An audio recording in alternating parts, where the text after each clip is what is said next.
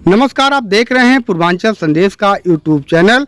आज हम दिखाएंगे आपको पीयूष एकेडमी डेडिहा, जहां पर विद्यालय के प्रबंधक ने 2009 में एक रूम से अपने विद्यालय की शुरुआत की थी। आज विद्यालय में 16 कमरे हो गए हैं। लगभग 32 लोगों को रोजगार विद्यालय के प्रबंधक द्वारा दिया जा रहा है और यह विद्यालय इंग्लिश मीडियम है, जहां पर बच्चों को अच्छी शिक्षा दी जा रही है और 700 के आसपास विद्यालय के बच्चे हैं और बच्चों को अच्छी शिक्षा दी जा रही। तस्वीरों के माध्यम से आप देख पा रहे हैं, जहां पर विद्यालय के चारों ओर से बाउंड्री वॉल लगाया गया है और बच्चों के छाया के लिए छायादार पौधे भी लगाए गए हैं। खेल कूद के सामान भी विद्यालय में उपलब्ध हैं। विद्यालय के प्रबंधक की दृढ़ इच्छा के चलते यह विद्यालय निश्चित रूप से आगे बढ़ रहा है और उन्होंने बच्चों के साथ अपना समय भी बिताते हैं और निश्चित तौर से यह विद्यालय इस इलाके के लिए वरदान साबित हो रहा है। वहीं उन्होंने कहा कि कोविड के दौरान बच्चों की जो पढ़ाई बाधित हो गई थी, वह विद्यालय में बच्चों को एक्स्ट्रा कक्षाएं दी जा रही हैं, जिससे बच्चों को अच्छी शिक्षा मिल सके। आज हम विद्यालय के प्रबंधक महेंद्र प्रताप चौधरी से मिलकर इस विद्यालय के बारे में पूरी जानकारी लिए हैं। आइए सुनते हैं क्या कहते हैं महेंद्र प्रताप चौधरी। दोस्तों नमस्कार, मैं हूं शिव कुमार चौधरी। भैया दूज को आप सभी को हार्दिक बधाई। आज हम बस्ती जनपद के राम जानकी मार्ग डेडिहा में मौजूद है। यहाँ पर पीयूष एकेडमी है, डेडिहा बाजार। यहाँ पर हौसले बुलंद हो तो मंजिलें जो है कदम चूम लेती है, यह करके साबित किए हैं हमारे विद्यालय के प्रबंधक हैं महेंद्र प्रताप चौधरी।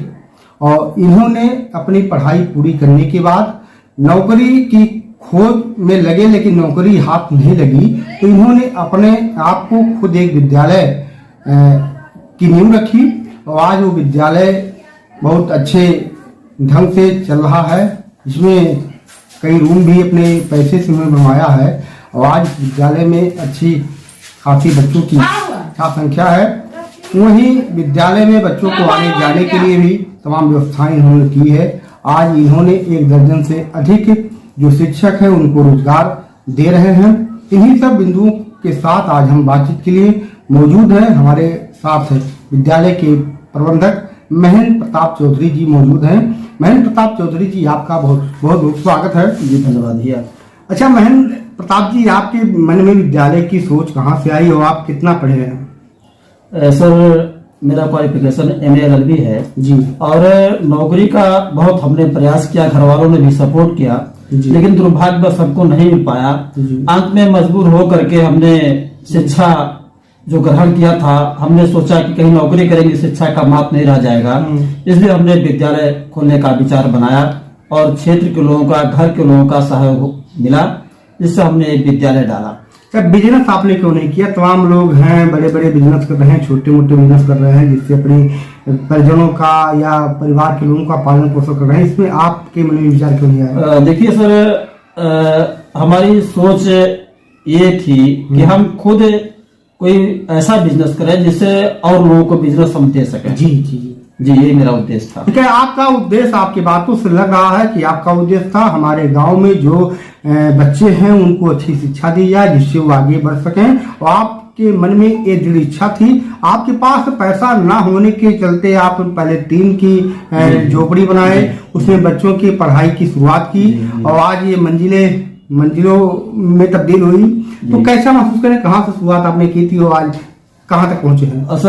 सर प्रथम हमने किराए पर मकान लेकर के स्कूल 2009 में खोला था जी। उसके बाद धीरे धीरे प्रयास करते घर के सपोर्ट से जमीन रजिस्ट्री कराया, उसके बाद उसमें पुनः पहले टीन का बनवाया, पुनः व्यवस्था करके अब इस समय हमने इंटर 16 कमरे 20 बाई 20 का बनवा लिया है। अच्छा जी। और हमारे क्षेत्र जब 2009 में हमारे विद्यालय खुला था तो इंग्लिश मीडियम विद्यालय यहाँ लगभग 30-40 किलोमीटर के रेंज में कोई विद्यालय नहीं था इंग्लिश मीडियम। यह सोच करके हमने खोला कि हमारे क्षेत्र के बच्चे भी इंग्लिश मीडियम विद्यालय में पढ़े और इंग्लिश की जानकारी रखें। यह सोच करके हमने विद्यालय यहाँ डाला था। जी जी। तो आज आपके पास कितनी स्टाफ है? इस समय सर लगभग इस समय हमारे पास 32 है, दाई, चपरासी और ड्राइवर मिला करके सब 32 कर्मचारी इस समय सर कार्य कर रहे हैं। 32। देखिए इन्होंने 32 लोगों को रोजगार दिया है। एक आदमी को रोजगार देना बड़ी बात होती है और 32 लोग इनके विद्यालय में रोजगार पा रहे हैं और बच्चों को बेहतर शिक्षा देने का प्रयास कर रहे हैं। आपके विद्यालय में कितने बच्चे हैं? इस समय सर लगभग 700 बच्चे हैं। 700 बच्चे सर। 700 बच्चे हैं। जी जी। कि ये बच्चे कितने गांव से आते हैं? ये लगभग 20 किलोमीटर रेंज से गाड़ी के माध्यम से आते हैं सर। अच्छा, देखिए इनके विद्यालय का रेंज 20 किलोमीटर का है। 20 किलोमीटर चारों तरफ घुमा लीजिए, वहां से इनके बच्चे आते हैं। आने जाने के लिए क्या सुविधाएं हैं? सर गाड़ी का सुविधा है सर, वाहन से आते हैं सर। अच्छा, वाहन से आते जी हैं। सर। अच्छा, आपके विद्यालय की जो वाहन सुविधा है, जो गरीब व्यक्ति होंगे, तमाम व्यक्ति ऐसे होंगे जो फीस नहीं दे पाते हैं, उनके लिए आपके विद्यालय के तरफ से या आपकी तरफ से कुछ सुविधाएं भी दी जा रही है? सर ऐसे गरीब बच्चों के लिए वरीयता है विद्यालय में, उनके लिए फीस कुछ लोगों का माफ कर दिया जाता है, कुछ लोगों का आधा कर दिया जाता है। अच्छा। ऐसा। और सर एक सिस्टम और है कि हमारे विद्यालय में यदि एक अभिभावक के 3 बच्चे पढ़ रहे हैं तो उनमें 2 बच्चों का फीस लेते हैं, गाड़ी किराया लेते हैं। एक बच्चे का गाड़ी किराया और स्कूल फीस माफ कर देते हैं। या 2 बच्चे हैं सगे तो उनमें एक बच्चे का फीस आधा कर देते हैं सर। अच्छा, सुविधा दी है लोगों को, क्षेत्र लोगों को, कि लोग अधिक से अधिक इंग्लिश मीडियम विद्यालय से जुड़े और अपने बच्चों को इंग्लिश की शिक्षा से लाभान्वित करें सर। देखिए गांव में इंग्लिश का महत्व नहीं था, लेकिन हमारे जो विद्यालय के प्रबंधक हैं महेंद्र प्रताप चौधरी, इनकी सोच बड़ी ऊंची है। इन्होंने इंग्लिश मीडियम में पढ़ाने के लिए बच्चों के लिए इन्होंने विद्यालय खोला और आज विद्यालय 2009 से चल रहा है। जी जी जी जी 2022 है। इनके पास 16 रूम बन चुके हैं। बच्चों को आने जाने के लिए पर्याप्त सुविधाएं हैं। विद्यालय पर गेट भी लगा हुआ है, कोई अनावश्यक रूप से विद्यालय में घुस नहीं सकता है। चारों तरफ से चारदीवारी दिवाली की भी व्यवस्था है। विद्यालय को हरा भरा करने के लिए बाउंड्री की ओर से पेड़ भी लगाए गए हैं। विद्यालय में खेल जैसी सुविधाएं हैं, बस की सुविधाएं हैं, इनके पास तमाम सुविधाएं हैं। खेल के साथ इनके बच्चों को अच्छी पढ़ाई की सुविधा भी मिल रही है और फीस भी बहुत मामूली सी है। इन्होंने ये भी बताया, सबसे बड़ी बात भी है कि किसी अभिभावक के अगर 3 बच्चे 4 बच्चे पढ़ रहे हैं तो उनकी फीस ये माफ कर दे रहे हैं, 1-2 बच्चों की फीस माफ कर दे रहे हैं, जो अमूमन विद्यालय में देखने को नहीं मिलता है। अच्छा, लोग कहते हैं प्राइवेट विद्यालयों में फीस ज्यादा है, इस पे क्या कहेंगे? सर प्राइवेट विद्यालय में फीस अधिक नहीं है सर जी। ये क्योंकि प्राइवेट जो प्रबंधक होते हैं, प्रिंसिपल होते हैं, ये इसी विद्यालय के खर्च से ही शिक्षक को वेतन देते हैं। आप देखिए सर 10,000 15,000 नीचे कोई शिक्षक, बढ़िया शिक्षक मिलता नहीं है जी। तो शिक्षक की, प्रबंधक की मजबूरी है, फिर भी 200-400 रुपए मंथली फीस लेते हैं। ये 400 रुपए मंथली कुछ है नहीं सर। आज के युग में देख रहे हैं गाँव में लोग अनेक प्रकार के अनाज अमल पानी करके खर्च कर देते हैं। या गांव में मजदूरी 300, 400, 600 रुपए एक दिन की मजदूरी है। अगर अभिभावक एक दिन की मजदूरी बच्चे के लिए खर्च कर देते हैं तो बच्चा महीने भर गाड़ी से आता है और आराम से पढ़ता है। तो इस प्रकार से ये नहीं कहा जा सकता कि इसमें प्राइवेट विद्यालय फीस ज्यादा लेता है। जी सर जी।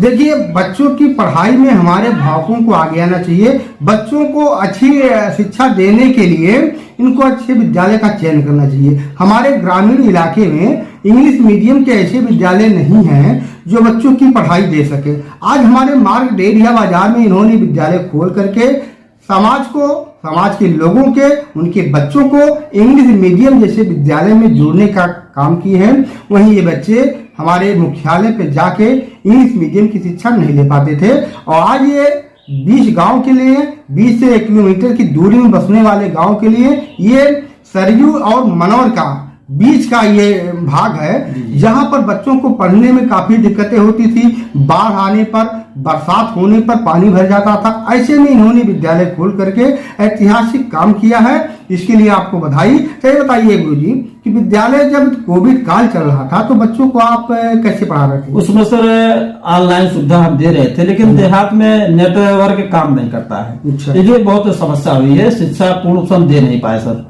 ठीक है। जो बच्चे उस समय कोविड के दौरान में कक्षा 1 में रहे होंगे, 2 में रहे होंगे, इनका प्रमोशन हो गया, 3-4 में पहुंच गए, इस गैप को आप लोग कैसे भर रहे हैं? इसको सर एक्स्ट्रा पढ़ा करके, जिसे हम बीच बीच में छुट्टी कम करते हैं जी और एक्स्ट्रा पीरियड भी चला देते हैं विद्यालय में। इस प्रकार सर हम परिश्रम करते हैं बच्चों के प्रति, जिससे बच्चे अपना शिक्षा, छोटी शिक्षा कवर कर ले जाए सर। तो क्या इसके लिए कोई फीस लेते हैं? नहीं सर, इसके लिए कोई फीस नहीं लेते हैं। देखिए सबसे बड़ी बात है कि हमारे प्रबंधक ने विद्यालय में जो 2 साल कोविड का दौर था उसमें बच्चों की पढ़ाई नहीं हो पाई।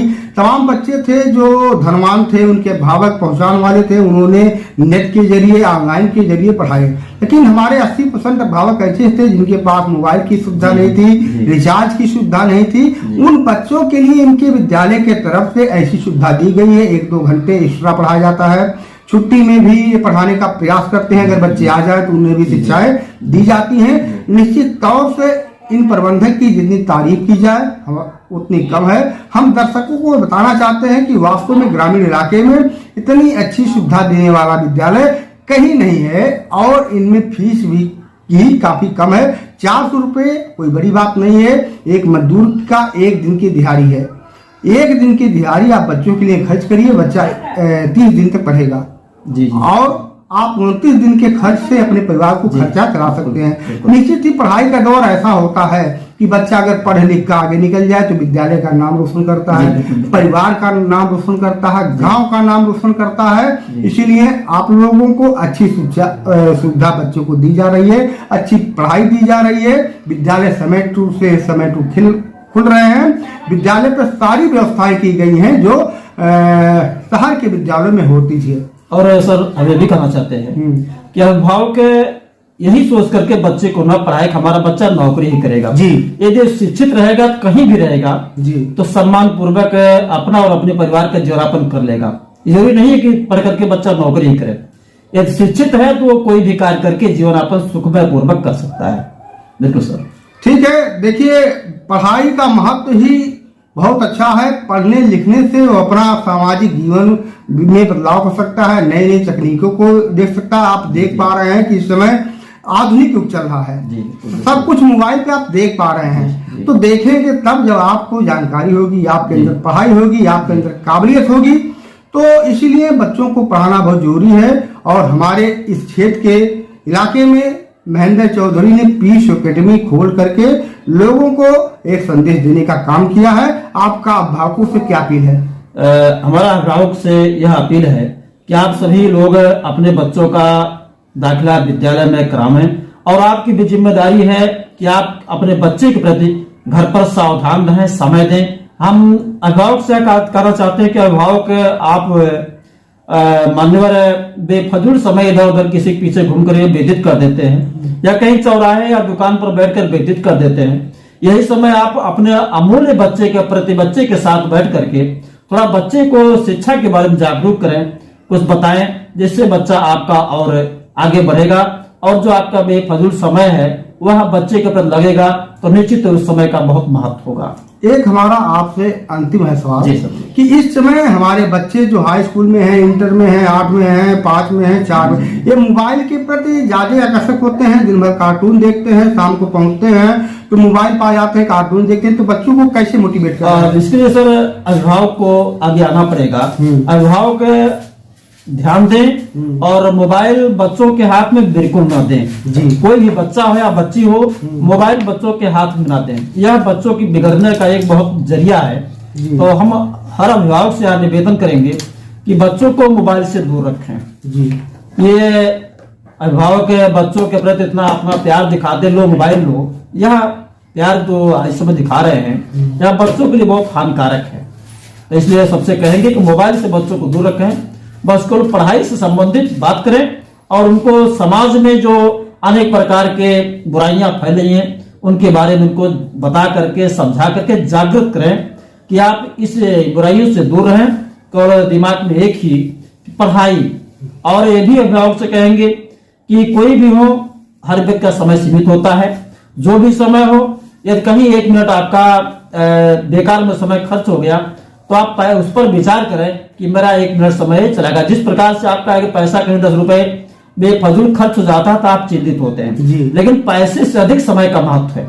तो आप समय यदि कहीं 10 मिनट समय आपका बेकार जा रहा है तो उस पर आपको विचार करना चाहिए कि 10 मिनट समय हमारा बेकार गया। ऐसा नहीं होना चाहिए। समय का महत्व आज जो समझा है निश्चित है वो भविष्य में आगे बढ़ा है। यह सबसे हम निवेदन करेंगे कि आप सभी लोग समय को महत्व दें और समय के साथ चलें।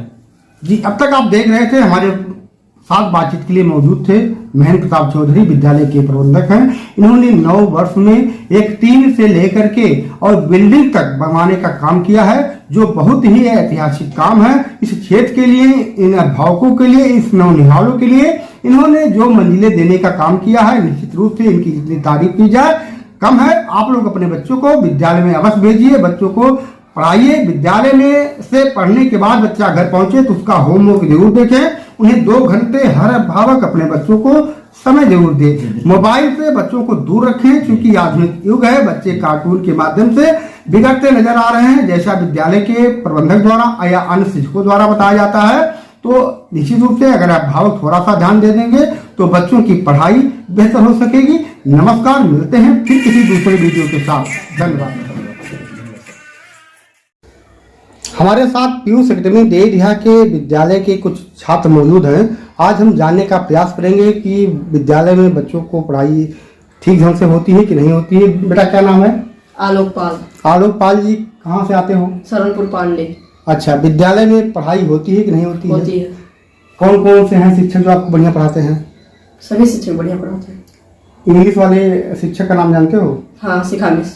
शिखा मिस बढ़िया पढ़ाती हैं? हाँ, बढ़िया पढ़ाते। कहाँ तक पढ़ाई हो चुकी है? 5 लेसन। 5 लेसन हर विषय की? नहीं, और सब आगे भी हैं। और सब आगे भी है। परीक्षा की तैयारी हो रही कि नहीं हो रही? हो रही है। हो रही। आपका क्या नाम बेटा? आदित्य। आदित्य जी, कहाँ से आते हो?